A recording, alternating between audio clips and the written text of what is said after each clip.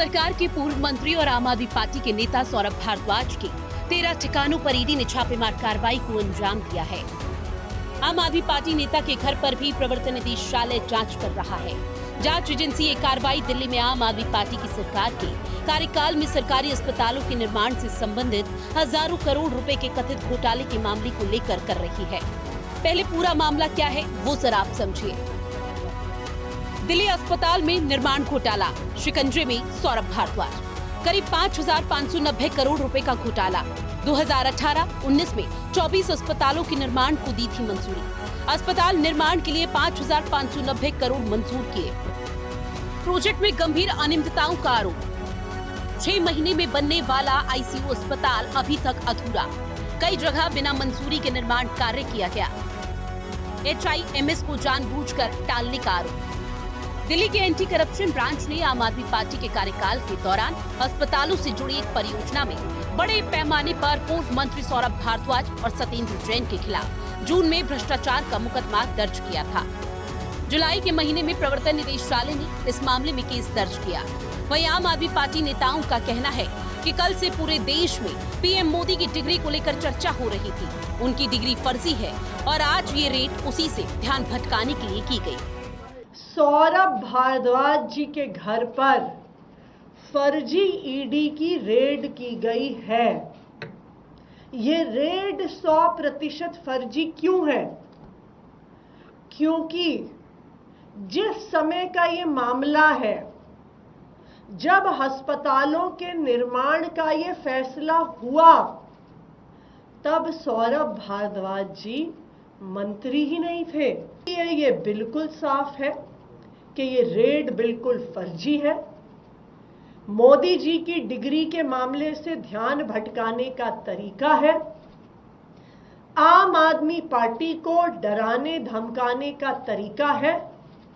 लेकिन मैं प्रधानमंत्री नरेंद्र मोदी जी को और पूरी भारतीय जनता पार्टी को ये बता दूं कि आम आदमी पार्टी ने आज तक ना 1 रुपए का भ्रष्टाचार किया है, ना 1 रुपए का भ्रष्टाचार करेंगे।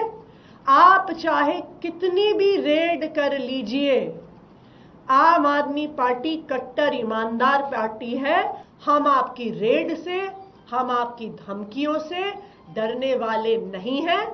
पूरे देश ने देख लिया है कि किस तरह से सत्येंद्र जैन जी के भी घर पर रेड हुई थी। उनको फर्जी मामले में गिरफ्तार किया गया था और अब कुछ साल के बाद उसी सीबीआई को, उसी ईडी को क्लोजर रिपोर्ट फाइल करनी पड़ी और कहना पड़ा कि हमारे पास एक चवन्नी का भी सबूत नहीं है। सौरभ भारद्वाज आम आदमी पार्टी दिल्ली प्रदेश के अध्यक्ष और पूर्व मंत्री हैं। उनके ऊपर आज ईडी ने छापा मारा है। सौरभ भारद्वाज पे जो मामला बनाया गया है वो पूरी तरीके से निराधार, झूठा और बेबुनियाद है। और ये बात मैं इसलिए कह रहा हूं कि जो ये केस बनाया गया है उस वक्त सौरभ भारद्वाज मंत्री ही नहीं थे। तो एक झूठा और बेबुनियाद केस बना के सौरभ भारद्वाज को फंसाने की कोशिश की जा रही है। और हम सबने देखा कि कैसे सत्येंद्र जैन के मामले में 3 साल तक उनको जेल में रखने के बाद सीबीआई ने कह दिया उनके खिलाफ कोई सबूत नहीं। ईडी का ये फर्जी तरीके से किया गया रेड क्यों हो रहा है? ये इसलिए हो रहा है क्योंकि कल से पूरे देश में चर्चा चल रही है कि मोदी जी की डिग्री फर्जी है और उस बात से ध्यान भटकाने के लिए कुछ न कुछ तो करना है। कल अमित शाह जी ने एक मुद्दा खड़ा किया और उस पर पूरा दिन चर्चा चली। आज ये रेड करके, और ऐसे मामले में रेड हो रही है, आपको आश्चर्य होगा, सौरभ भारद्वाज खुद प्रेस कॉन्फ्रेंस करके बता चुके हैं कि जिस टेन्योर की बात हो रही है उसमें वो मंत्री ही नहीं थे। वहीं कांग्रेस पार्टी का मामले पर क्या कुछ कहना है, जरा वो भी सुनिए।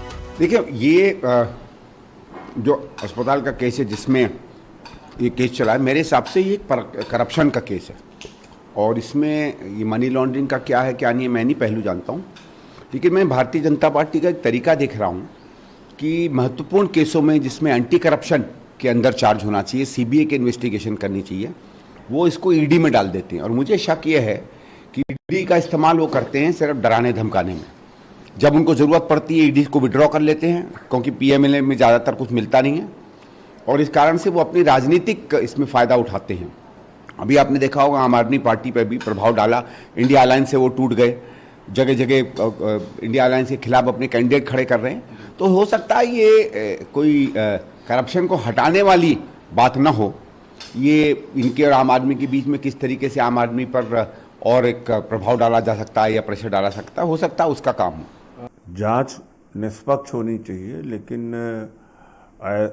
देखा यही जा रहा है कि विपक्ष के ऊपर ही टारगेट किया जा रहा है, चाहे जो एजेंसी हो, ईडी हो, सीबीआई हो और सारी एजेंसीज।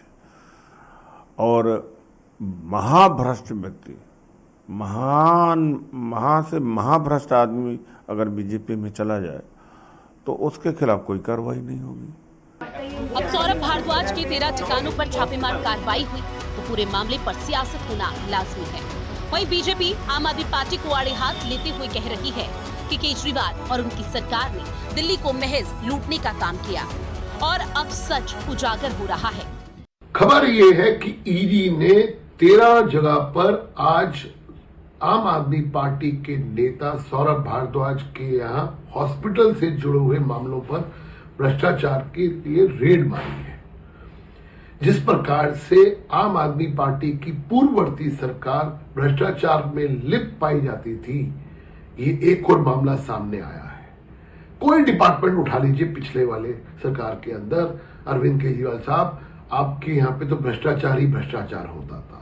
स्कूल के कमरों का मामला हो, चाहे वो लिकर का मामला हो, चाहे अब हॉस्पिटल का मामला हो, सिर्फ और सिर्फ भ्रष्टाचार है।